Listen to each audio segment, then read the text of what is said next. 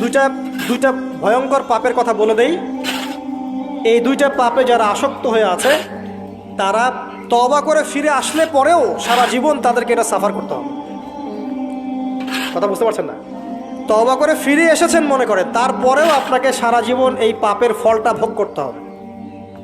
এক, মাদক দ্রব্য দীর্ঘদিন সেবন করেছেন, তওবা করেছেন, ফিরে এসেছেন, আল্লাহ হয়তো মাফ করে দিয়েছেন, আল্লাহ পাক মাফ করে দিয়েছেন, বাট আপনি আপনার দেহের যে ক্ষতিটা করে ফেলেছেন এটা পোষাতে পারবেন না। এক নাম্বার। দুই, তখন আপনি যদি বিয়ে করেন আপনি স্ত্রীকে সন্তুষ্ট করতে পারবেন না। হ্যাঁ। দুই নাম্বার হচ্ছে এই যে গোপনে যুবকরা যে পাপটা করে, মাস্টারবেশন, যেটাকে আমরা বলি হস্তমৈথুন, এই পাপ যেসব যুবকরা করছে বা করে, এবং অ্যাভেলেবেল এই পাপটা সবাই করে, কারণ এখন পর্নের যুগ, পর্ন দেখলে তো আর কোনো উপায় নাই, তখন তো এই পথেই যেতে হচ্ছে, নিজের উপরে নিজেকে জুলুম করতে হচ্ছে।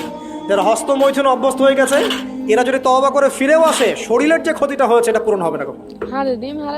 দেখেন, আমার মতো বয়সে, আমার চেয়ে প্রায় 10 বছর বয়স আগেই তারেক বিন জিয়াদ স্পেন জয় করেছিল।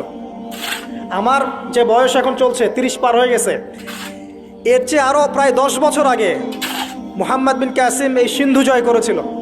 এখন যে ইসলাম আপনি ভোগ করছেন এটা তাদের ফল, তাদের এই জিহাদের ফল।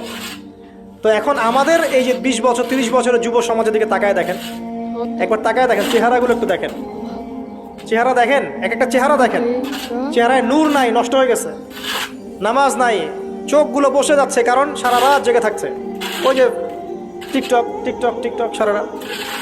হ্যাঁ, সারা রাত ফোনে, সারা রাত গল্প গুজব। রাত্রেবেলা দেখবেন, রাত্রেবেলা শহর যেন জীবিত হচ্ছে, রাত্রেবেলা ক্যারাম খেলে, রাত্রে লুডো খেলে, রাত্রে এটা করে, রাত্রে সারাদিন ঘুম, সারাটা দিন ঘুম। আপনি কি জানেন সারা রাত কে জেগে থাকে, সারাদিন কে, সারা রাত কে ঘুমায় আর সারা দিন কে জেগে থাকে? সারা রাত জেগে থাকে কুকুর এবং সারাদিন ঘুমায় কুকুর। আর দেখবেন আপনি বিড়ালকে দেখবেন, ও কিন্তু রাত্রে ঘুম এবং দিনের বেলা সে অ্যাক্টিভ। পাখিকে দেখবেন, পাখি সন্ধ্যা হলো একদম ঘরে, যেই সূর্য ডুববে পাখি একদম ঘরে, দেখেন না, পাখি ঘরে, আর যেই ফজর হবে পাখি বের হয়ে গেল। আর আল্লাহ রাসূল সাল্লাল্লাহু আলাইহি ওয়াসাল্লাম হয়তো বা এই কারণেই